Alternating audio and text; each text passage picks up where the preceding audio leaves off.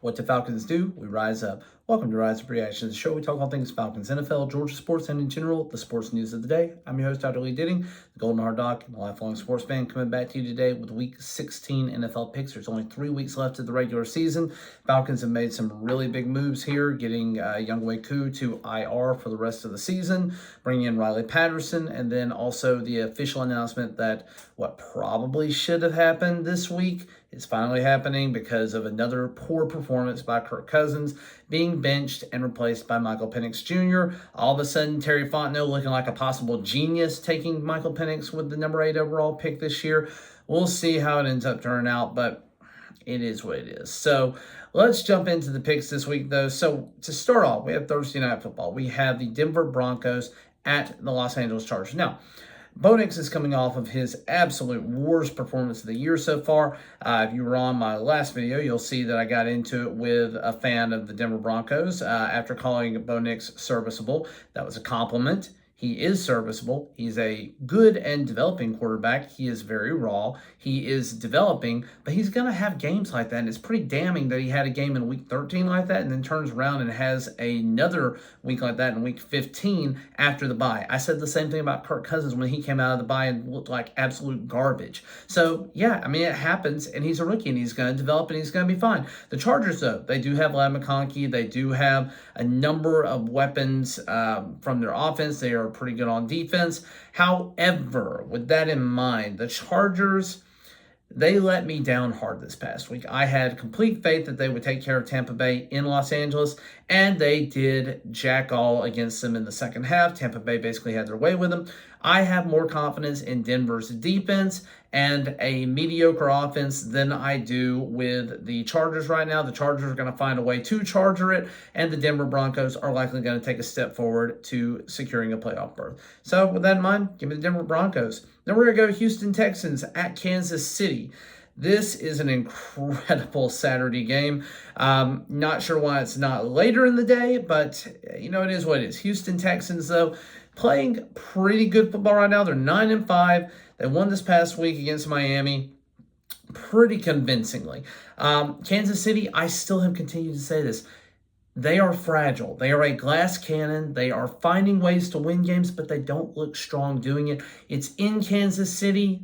I don't have a lot of faith in Kansas City, though. They probably are going to get the number 1 overall spot for the playoffs just because of the number of losses that Buffalo has. But I do think that they're going to lose this one and that Houston's going to find a way to take them down in Kansas City. So give me the Houston Texans here. Then we're going to go to another Saturday matchup. We had the Pittsburgh Steelers at Baltimore Ravens. Now, Pittsburgh, they are starting to revert a little bit back to where I thought they should be. Not looking as good, but still a not so bad team. Losing at Philadelphia this past week. I do think Baltimore Ravens, though, with Lamar Jackson, with a surging offense, having a great performance against the New York Giants, I think they're going to come out and just absolutely destroy this team in Baltimore and take back the division lead. So give me the Baltimore Ravens finishing on top eventually in the AFC North. These teams all beat themselves up, but this is one that I do think ultimately the Baltimore Ravens win. So yeah, give me the Ravens. Then we have the Cleveland Browns and Cincinnati Bengals, another divisional matchup. Both of these teams are having disappointing years overall. The Bengals beating the Tennessee Titans this past week. Not really looking great in the first half, but eventually blowing them out. Their defense is still a liability. The Browns, everything about them is a liability. There's nothing really promising about them. They had to bench Jameis Winston this past week because of poor performance. I just don't have anything nice to say about the Browns right now. So with that in mind, give me the Cincinnati Bengals. I don't think they're anywhere near a playoff berth, but again, technically still alive. I don't think they're going to sniff it out, though. Give me the Bengals for the Battle of Ohio. And then we have the New York Giants at the Atlanta Falcons. I have full confidence that making the move to Penix was a move that should have been done a couple of weeks ago, especially with Kirk Cousins after the Chargers game where he threw 4 interceptions. Kirk Cousins cost us that game.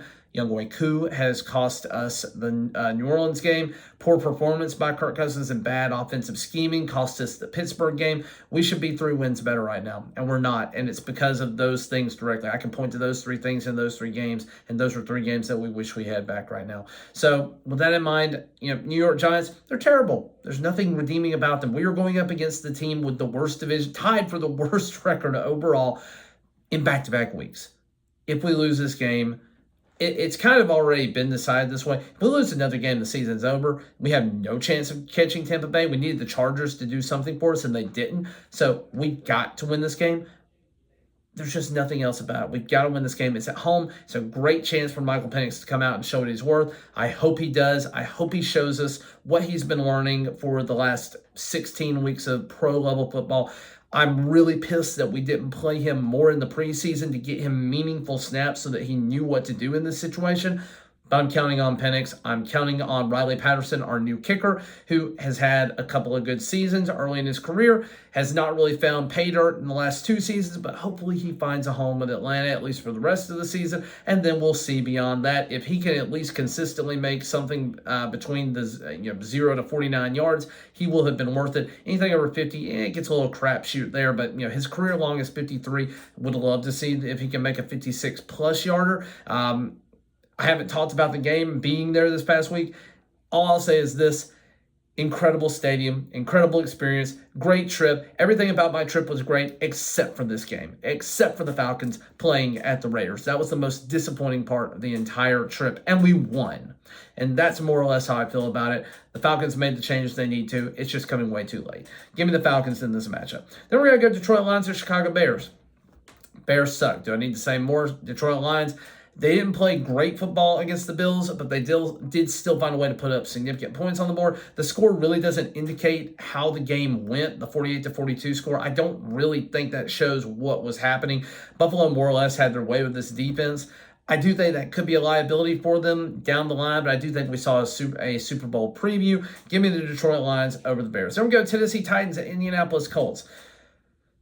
Colts, you probably should have won this past week.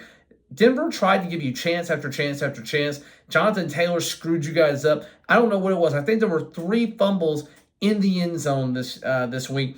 There was definitely 2 that were dropped, and another 2 dropped going across the goal line, and 1 that just happened to get knocked out, recovered by a player that kept it from being a turnover. You can think one of the big ones. I can't remember what game it was. I was watching a lot of games at the same time out there in Vegas. But anyways, Tennessee Titans going to the Indianapolis Colts. Tennessee is not the worst team in the world. For some reason, I just feel like they win this game. It's a tough divisional game. So I think Indianapolis, this is the nail in their coffin. Give me the Tennessee Titans here. Then we have LA Rams at New York Jets. And the LA Rams may be one of the most dangerous teams in the NFL. Matthew Stafford's playing good right now. Cooper Kupp didn't even have a catch this past week and still found a way to win. I like the Rams. I think they're doing a lot of good things. I think that if you survive that playoff issue with Cooper Kupp, that he's going to light it up this week against the Jets. So, yeah, give me the Los Angeles Rams. The Jets aren't looking too good right now. They found a way to win this past week. They are not the team that I thought they were. They are also having a disappointing season with an aging quarterback. So, yeah, give me the Los Angeles Rams. Then we go Philadelphia Eagles at Washington Commanders. Now, Philadelphia is the hot hand right now. They're going to Washington, and for some reason, I am just really feeling like there is going to be some sort of injury, some sort of issue to the Eagles that derails them. FedEx Field, there is nothing good that happens late in the season at that stadium. It is a garbage place to play. And I do think that something bad is going to happen. I'm not wishing it on any player, but because of that, because I do have some faith in Jayden Daniels, I think this is going to be a close match. I think the Philadelphia Eagles get humbled just a little bit with a Washington Commies win to keep them alive in the playoff hunt. Then we go Arizona Cardinals at Carolina Panthers. This is one that I struggle with because I really think that Carolina, up until this past week against Dallas, was playing competent football and was looking better.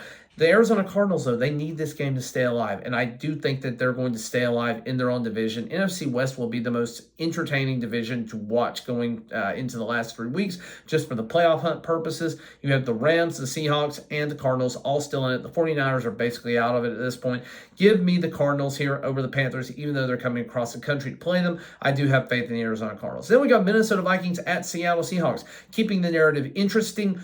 For the NFC West, I do think Minnesota ends up beating Seattle. Seattle, you ended up losing pretty badly to the Packers.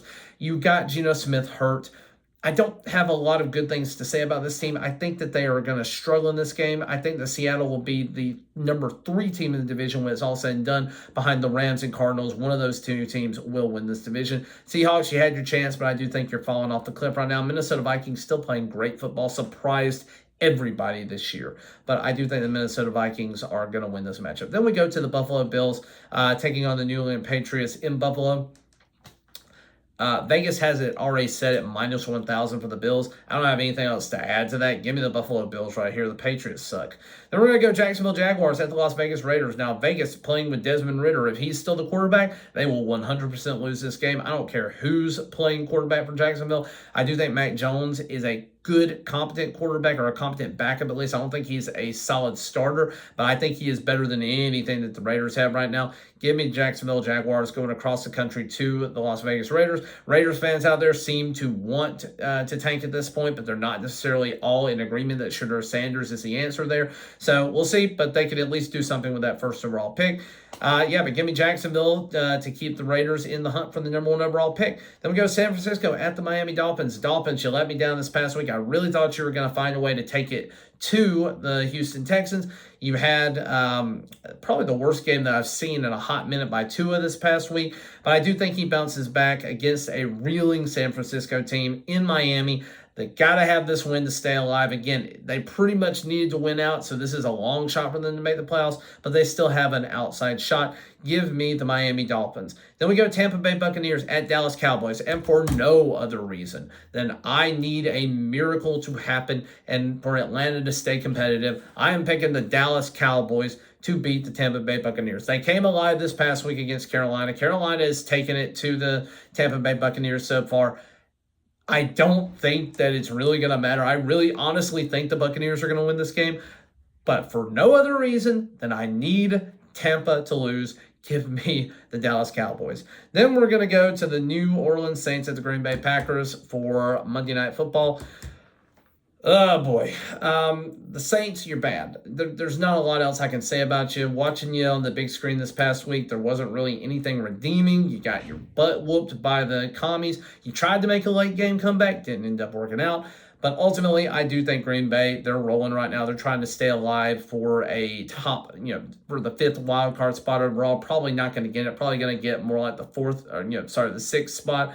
That division is not necessarily wide open. It's going to end up being probably between Detroit and the Vikings. But still, it's a fairly close race. It's within 2 games, and there's a lot that could happen in the last 3 weeks of football. But let me know what you think down in the comments below. That's all I got for you. Thank you for watching, liking, sharing, and subscribing. And as always, rise up.